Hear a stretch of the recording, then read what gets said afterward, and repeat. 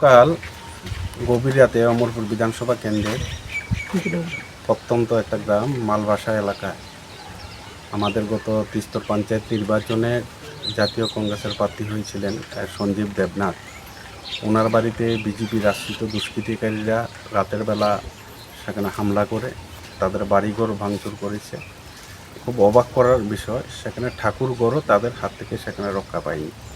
তাদের বাড়িতে যখন সংঘবদ্ধ হামলা হয় তখন তাদের প্রতিবেশী আত্মীয় রাজলক্ষ্মী দেবনাথ একজন মহিলা, ওনার আত্মীয় যখন ছুটে আসছিলেন তাদেরকে বাঁচানোর জন্য, তখন বিজেপি দুষ্কৃতিকারীরা সেই মহিলার উপরও সেখানে হামলা করেছে। সেই মহিলার মাথাকে রক্তাক্ত করেছে। অমরপুর হাসপাতালে সেখানে ভর্তি আছেন, ওনার সেখানে চিকিৎসা চলছে। আমাদের সঞ্জিত ভাই গত তিস্তর পঞ্চায়েত নির্বাচনে যিনি প্রার্থী হয়েছিলেন ওনাকে সেখানে আহত করা হয়েছে, ওনার মার উপর সেখানে আক্রমণ করা হয়েছে, ওনার ভাতিজির উপর সেখানে আক্রমণ করা হয়েছে। এই বর্বরোচিত হামলার ঘটনার খবর পেয়ে আমরা উদয়পুর জেলা কংগ্রেসের একটা প্রতিনিধি দল আমরা এখন এসেছি। আমরা হাসপাতালে গিয়ে রাজলক্ষ্মী দেবনাথ মহোদয়কে আমরা দেখেছি। আমরা ওনার বাড়িতে আসছি, সঞ্জীব দেবনাথের বাড়িতে ওনার মার শারীরিক খবর আমরা নিলাম, ওনার খবর নিলাম।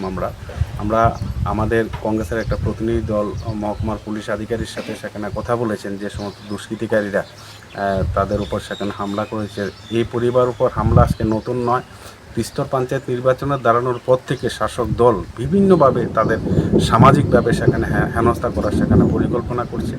এই ঘটনার সেখানে আমরা তীব্র নিন্দা জানাই।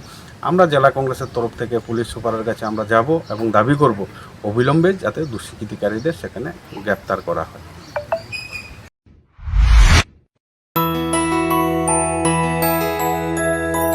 স্বাদে ভরা ঘিয়ের সুবাস লংতরায়, কি ভালো খেতে। শুদ্ধ ঘিয়ের আবেশ ভরা লংতরায়, অপূর্ব সুগন্ধ, পুষ্টি ভরা ঘিয়ের খাবার, কাওয়া ঘি প্রিয় সবার লংতরায়। একেই বলে বিশুদ্ধ ঘি। বিশুদ্ধ ঘি নাম মনে রেখো লংতরায়। লংতরাই ঘি রোজ খাবারে তোমাকে চাই। লংতরায়, লংতরায়, লংতরায়।